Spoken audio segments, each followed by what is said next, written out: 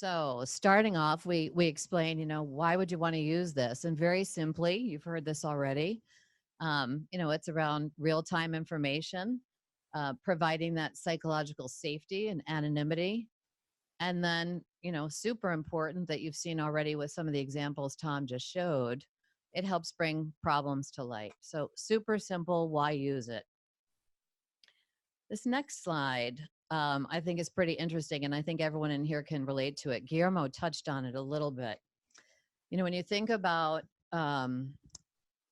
surveys being used, which all of us in this room have used over and over again, what you find is that there's a lot of energy that goes into actually creating it.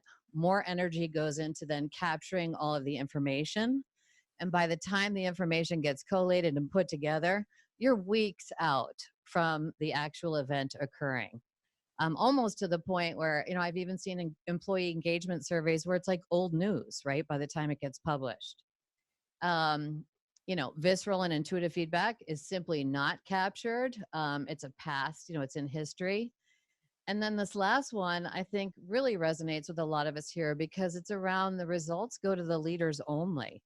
And I've even seen some leaders actually manipulate the survey data to, even create, what they want to be seen and heard from others. So we all get that the survey, it's better than nothing, but it's not simply not ideal versus using the app around, capturing it real time, getting that visceral feedback. And then the most important thing that Tom again just alluded to is that the community gets to respond to the feedback around what's good and what isn't. So I think that helps teams to see, why would you want to go this direction versus the survey direction. We've then found that although everyone at this academy has now become expert on how to use the app, when you put it in the water back in your environments, it can be a little bit clunky for teams to figure out how to use initially.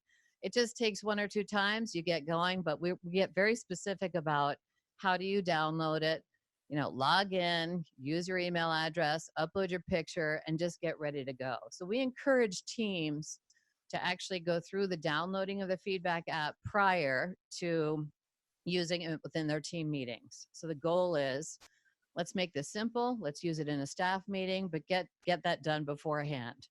But as we all know, sometimes the teams don't even open their emails. Maybe they're not ready. They haven't been at work. So we've been very, very specific with the next slide around, okay, step 1, step 2, step 3. We walk through how you very specifically give someone feedback within the app.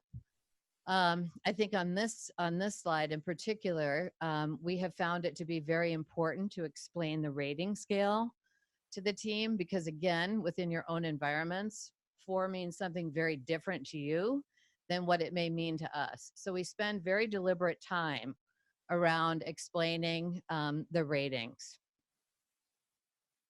And then, we've also touched on the bottom right piece around the ratings and the comments are visible to all. But again, that community piece, the up and down voting is really important. So we emphasize that quite a bit in team kickoffs. So this piece around leaving 5 minutes at the end of your meeting for feedback, we have found, and Tom and Greg, you've touched on it earlier, you've got to get very deliberate about having it actually on your agenda. So you'll see an example of our agenda here with feedback app, 5 minutes at the end. And then ask very specifically to provide feedback for each presenter that has presented. So again, we're asking you to think about baking it into a ritual that you have all the time, a staff meeting. Just get really deliberate about that last 5 minutes. We've talked upon that, you get 7 times more feedback if you get it done right then and there. So that's really important. So when people come to Academy and then leave, they always ask, and I think it came up a little bit earlier, what does good look like? What does bad look like? So I'm going to give you a moment just to look at what we have found to be not so great feedback examples.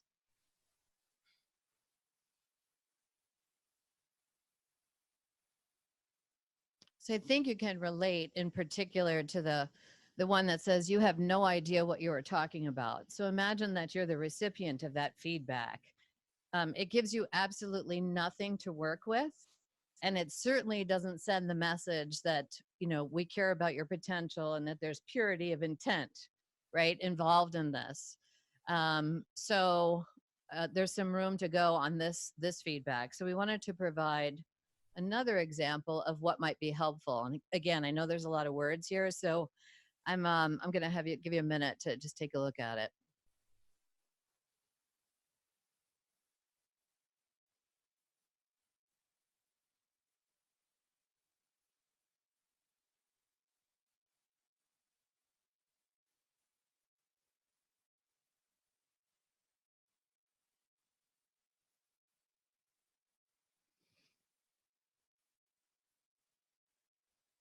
And I think on this one, if I can point directly to the upper left-hand side where the one is, the meeting would flow better if you start the meeting with some words and then by name call on people, and we waste too much time, with silence around waiting for random people. That's positive, that's good feedback that a leader can actually, do something with and make a change. So it's specific, it gets to the point. I also found on this page the example of the four, where in this case it was a sailor who provided this feedback saying, I was really touched. He was humble, confident, and I learned more about him, and then I felt this connection. So again, we're looking for, how did this make you feel? What resonated with you about what you just saw? And so I think that gives the leader, again, material to work with that's actually, useful. So one other point that we wanted to make here is teams, again, ask us, what does good look like? How do I get started on it? Shouldn't I provide examples to people? So everybody wants sort of a prescription of, what does good look like? And in the beginning, in our experience, we find that perhaps it isn't so fabulous. Perhaps it is more low calorie. Maybe it's not as specific, but over time, it seems to write itself without you being prescriptive. So you can see the danger behind trying to get so like it has to be done this way. Then you're negating the entire point of, we want to hear your voice. So initially out of the chute, it may not be, fantastic, but while they get to see how judges respond to things, while they get to see other people's feedback on the app, it actually then kind of normalizes and settles in, with much more helpful feedback. And lastly, I know Tom and Guillermo just touched on these community tools, but when we're introducing it to our teams, we can't emphasize enough the importance of this one. So you'll see that, and this one's a little tricky to see, but in the first example where it's not the truth, you'll see that the community downvoted, 11 votes. So the community is not agreeing with that, versus the middle one, where it's good advice, versus one person's opinion.